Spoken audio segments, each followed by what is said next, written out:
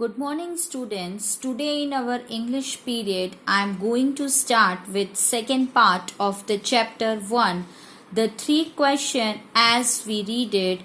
The previous part of this story we come to know that once there was a king and he had three questions and he was finding the solution of that three question. He invites wise men from all over the kingdom and in return he give reward who able to give proper answers of the three questions, but no one is able do it. And then after king decided to meet hermit. Now he meet hermit and ask same questions to him, but not getting any answers from hermit's side. Now what will going to be happen, whether the king getting answers or not? Let's see in the further portion of the story. So now start.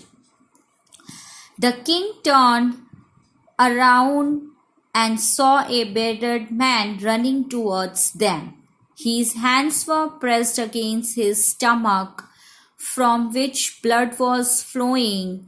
When he reached the king, he fainted and fell to the ground. The king and the hermit. So, the fainted meaning is given in our textbook, lost consciousness. The king and the hermit removed the man's clothing and found a large wound in his stomach. The king washed and covered it with his handkerchief, but the blood would not stop flowing. The king redressed means dressed again, redressed the wound until at last the bleeding stopped. The man felt better and asked for something to drink. The king brought fresh water and gave it to him. By this time the sun had set and the air was cool. The king with the hermit's help carried the wounded man into the hut and laid him on the bed. The man closed his eyes and lay quiet.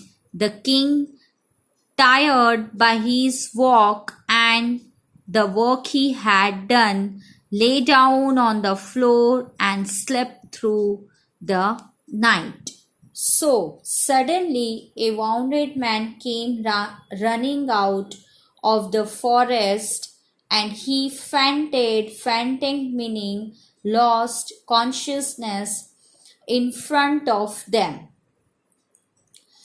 Both the king and the hermit took him to the hut, washed his wounds, and took great care of him. As the king worked whole day, so he tired and he lay down on the floor and slept through the night. When he awoke, it was several minutes before he could remember where he was or who the strange bearded man lying on the bed was. "Forgive me," said the bearded man in a weak voice when he saw that the king was awake. "I do not know you and have nothing to forgive you for," said the king. "You do not know me, but I know you. I am that enemy of yours who swore revenge on you because you put my brother to death and seized my property." Seized means took by force. "I knew you you had gone alone to see that hermit, and I made up my mind to kill you on your way home. But the day passed and you did not return. So I left my hiding place and I came upon your bodyguard who recognized me and wounded me. I escaped from him, but I should have died if you had not dressed my wounds.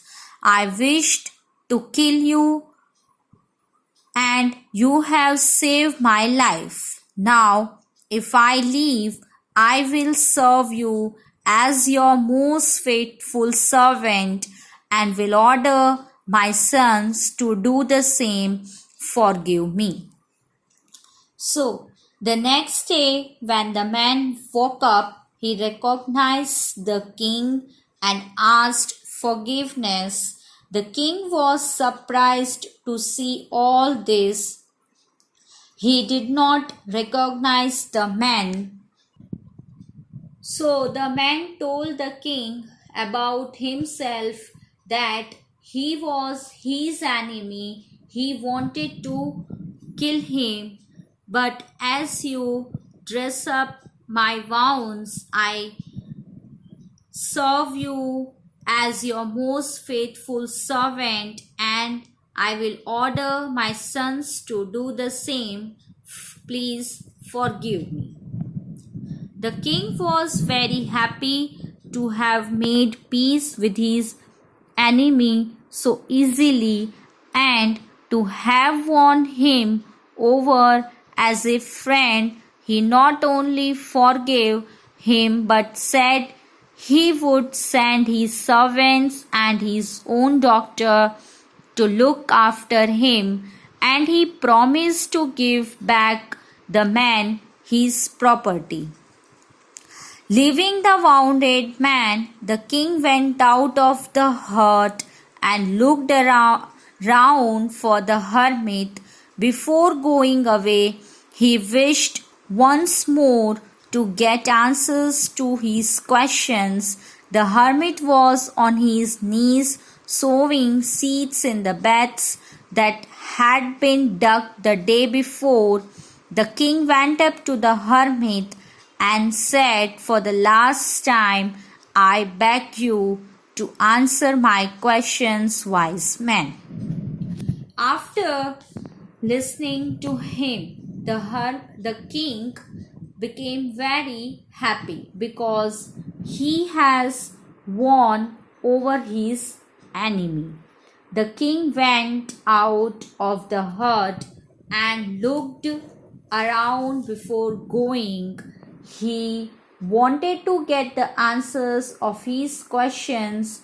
He saw the hermit on his knees sowing seeds in the beds that had been dug by the king.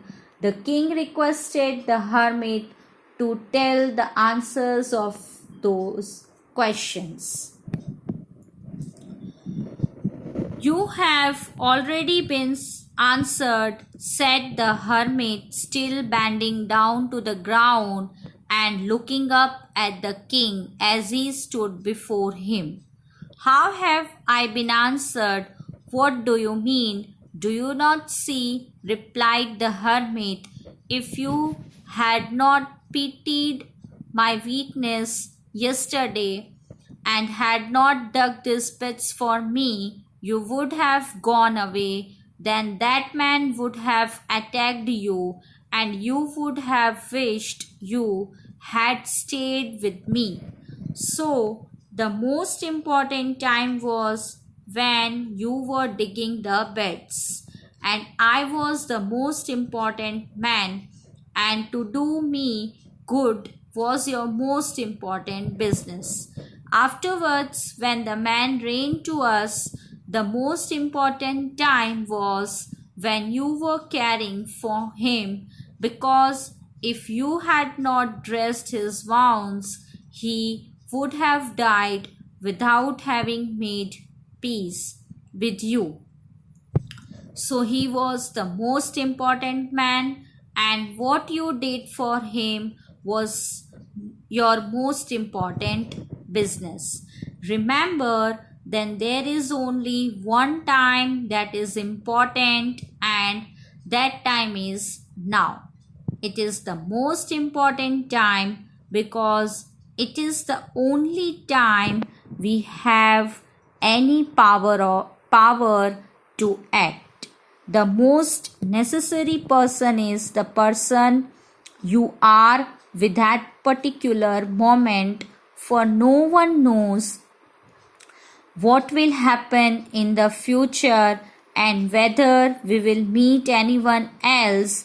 The most important business is to do that person good, because we were sent into this world for that purpose alone. So the hermit smiled and said, "Son, your questions have already been answered. If you had not pitied means feel sorrow for the misfortune of my weakness, and had not dug those pits for me, you would have gone away, and that man would have attacked you. So, the most important time was when you were digging the beds, and I was the most important man to do good to me was your important action. Again, when the man came running to us, the important time was when you were caring for him, because if you had not dressed his wounds, he would have died without having made peace with you. So he was the most important man, and what you did for him was the most important action. Remember that there is only one time that is important, and that time is now. The most important person is with whom you are at that time, and the most important action is that which you do to help others. So the students, I hope that now you all are clear with the story. We see that at the end of the story, the king getting the answers of the 3 questions, and in very satisfying manner he get answers of the 3 questions. So in this period I stop up to here. We will meet in the next video. You all go through with the chapter 1, read out, and we will meet in the next video. Till then, up to that, take care of yourself, stay at your home, be happy, stay safe. Just go through with the chapter once again. Thank you. Goodbye.